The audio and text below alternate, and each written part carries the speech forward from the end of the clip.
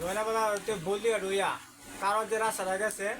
এরপরে ধরো পার্কের 2-3 থেকে রাস্তা গেছে অনিশ্চিত ফিট করে ইয়া লালমেটা রাস্তা ইয়া সুনব নতুন বাজারে ফাঁকা রাস্তা মাথাচ্ছে এই রাস্তাটা সর্বপ্রথম মাসুদে মাটি কাটানোর পরে বালু পরিষ্কার মাটি পরিষ্কার করছে না পাতা পরিষ্কার করছে না করে বালু ফেলাইছি বালু ফেলানোর পরে কাজ ধরছি আবার 27 করছি করে আবার কিছুদিন অপরাধ দেখা আবার বর্তমানে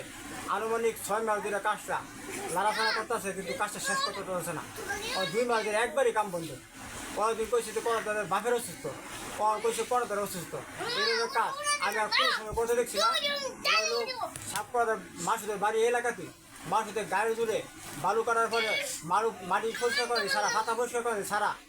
বালু ফেলাইছি আমি তো আর অনেক মানুষকে জানাইছি কইছে যে 2 ঘন্টার পরে বিতে মানুষদের ফোন দিব পর আরেকজনে কইছে যে মাটি যে পরিষ্কার করছে না বালু কমলা পড়ে লাগিয়া এইভাবে আসলে আমি কোন মানুষের হেল্প পাইছি না আর কোন মানুষ এই রাস্তার ব্যাপারে